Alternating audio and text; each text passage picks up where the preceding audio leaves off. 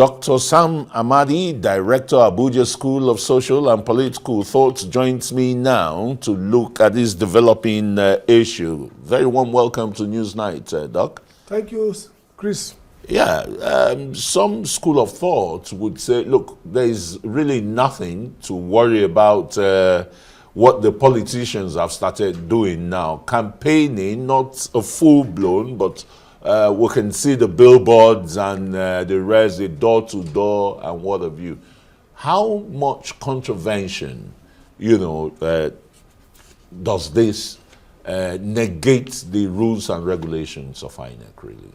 Well, I think, thank you. I think I am of that school that perhaps this is a storm in a teacup for two reasons.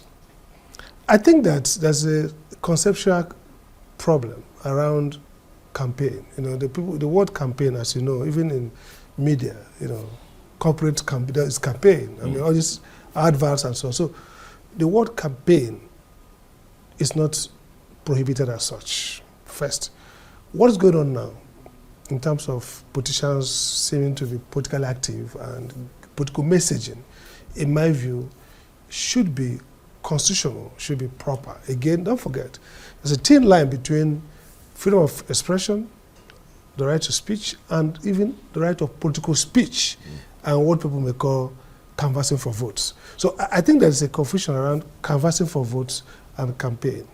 So that confusion makes people say, oh, there's a problem, there's people are articles saying this, people saying this, so I think that's wrong, because from first, there's a freedom of, if somebody addresses a constituency and talk about, I want to be president, I have these virtues, I did X, Y, Z, it will be infringement of his right to speech to say he's campaigning and it should be prohibited. That's wrong.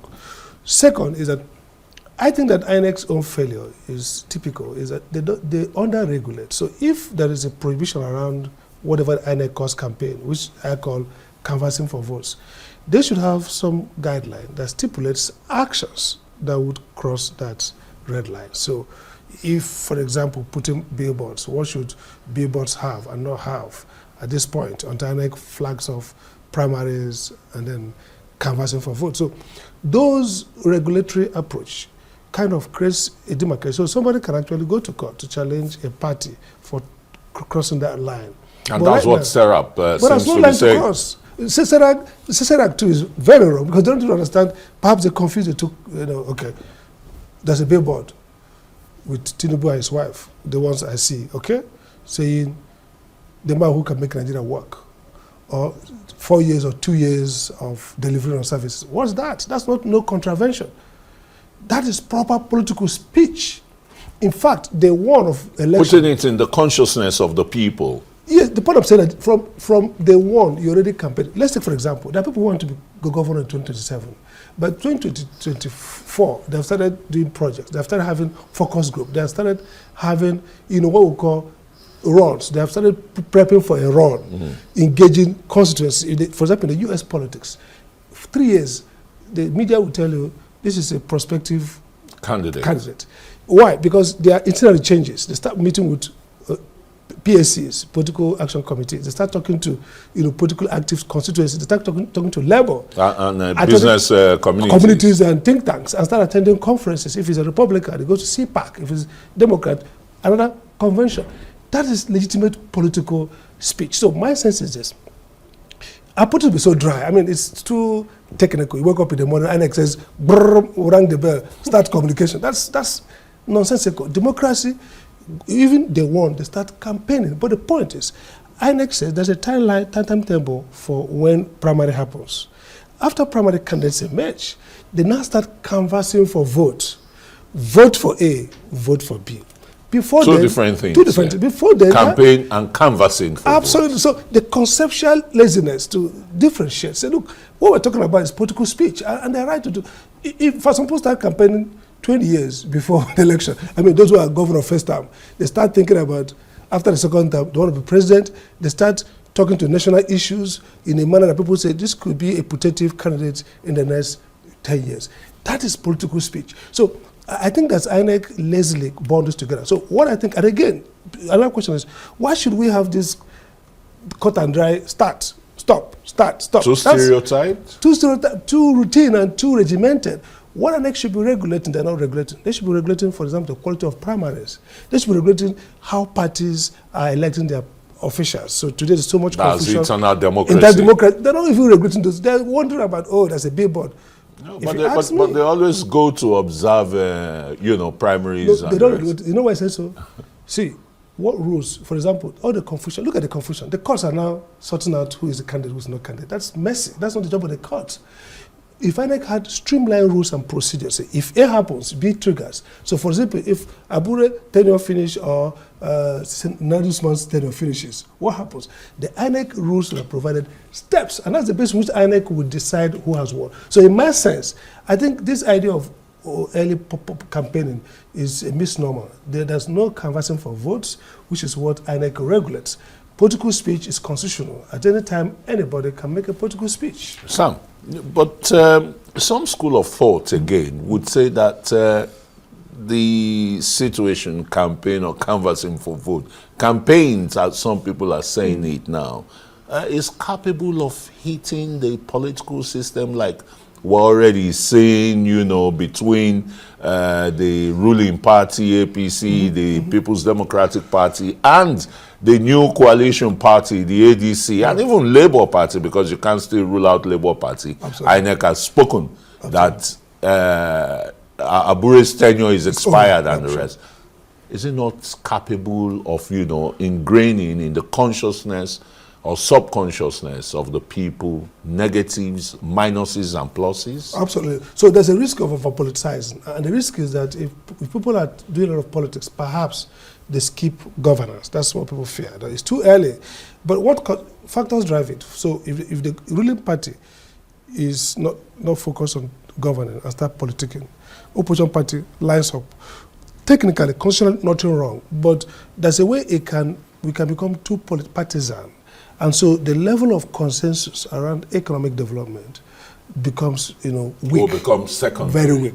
I admit that. But the answer is not regimenting and you know, kind of prohibiting political speech. The answer actually is for the citizens themselves to feel disinterested in politics. So if ADC is talking about taking over power and the Nigerian people are more concerned about providing opposition on policy. So this is this. If the opposition parties are organized, they should be the one providing alternatives to policy. Look at UK or look at the US. The day Trump won, that day opposition started day one. Now, they didn't go out a campaigning. They start, for example, USAID, ending of USAID. Some of them went to the USAID office, blocked there.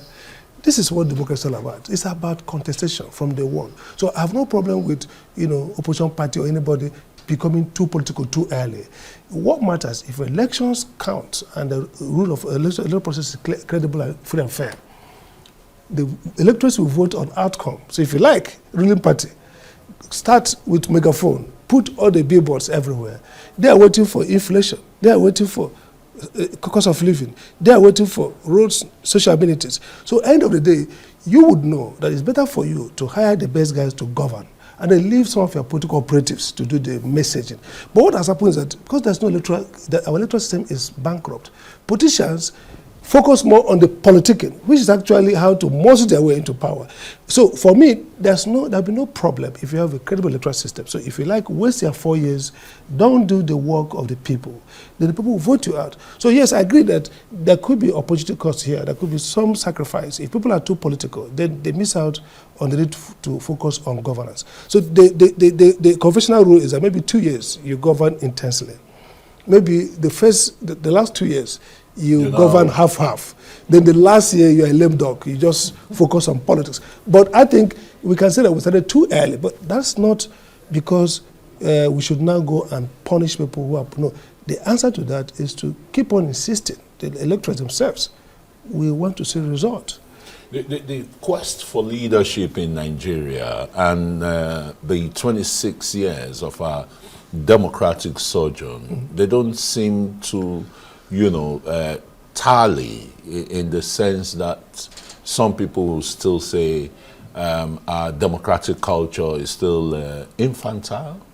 Yeah, but again, democracy is trouble everywhere, but for different reasons. In advanced democracies, the trouble is that there's no a vanishing public polity, civic state space, weaponization of differences, ideological differences. In our own, people say maybe democracy has not even taken started in earnest. We see insufficient of democratic norms. We see institutions being hollow. Our problem is not that we are ideologically different, partisan and quarreling over ideology. Our problem is that we are incapable of reining authoritarian tactics. We are incapable of streamlining accountability procedure. So democracy has faltered in this part of the world because the norms didn't have enough time to be inculcated to. The institutions we've designed are perhaps not aligned to the practice. And thirdly, there have been a little bit of poverty and lack of a politically conscious middle class meant that political accountability. Do we still have a middle class? Well, that's the point. It's always vanished. But even the little we have are not politically conscious. So look at it this way. Think about maybe people who are in the upper, middle to upper, who probably the billionaires or the millionaires or the Tanzanians in this country. In elsewhere across the world, they are politically active. They can actually stand up and fight for what matters for them. So, but our own upper and upper middle class, so to say, are politically neutered. They don't really bother about political questions. There is a sense in which the state is captured as an economic project. There's a state capture. State capture as an economic project. So as long as they are getting part of that economic returns, the political side of the state, the question around freedom, liberty, because they're not invested in the ideas that in the West. Look at the quarrel over... What are the dangers? The danger here is that over time, politicians become inured to the notion of political accountability. Democracy is built around, first is credible election, second is substantive freedom, third is responsive governance. So if our elite class, so to say, become less politically active, then that means at a time we might not even bother about electoral quality of elections, because as long as the governing elite maintain that economic bargain that allows them to rent seek, to collect rent, then they don't bother. And so end of the day, we might suffer the death of democracy, not with the kind of turmoil we have in the West. Not the kind of turmoil that just enveloped Nepal. Exactly, but the kind of indifference and diffidence and lack of commitment that kind of, is like low energy politics. So my worry is that the leaders themselves don't seem to bother. The incentive to continue to destroy democracy. So the situation is degenerating? Is that what you're saying? It's degenerating to a point that we now need to be shocked into action. So my hope is that in 2027, the revolutionary fervor, young, youthful guys, the so-called people who are opposition, will really aim to play real opposition. But didn't you see that in 2023? We saw it in 2023, and it was almost successful. Look at the problem. People, when you try a revolution or a change and you get hit back, people slumber to... They just evaporate. They say, oh, it's difficult. If we continue on the trajectory of the obedience in 2023, for example, and knock harder and push harder, you might get there. So what I worry about the new formation of coalition or whatever you call it, is that they are fixated around changing personnel, but not changing the character of politics and the focus of politics, and therefore maximize and energize the people who are repressed, angry, and turn them into not just weapon to win power, but weapon to transform politics. So they are cynical. They just focus on power and they don't care a lot about changing politics. Thanks so very much. Dr. Sam Amadi, Director, Abuja School of Social and Political Thought. And of course, Arise analyst for coming to shed light on campaigns and canvassing for votes. Thank you. Before 2027. Thank you very much.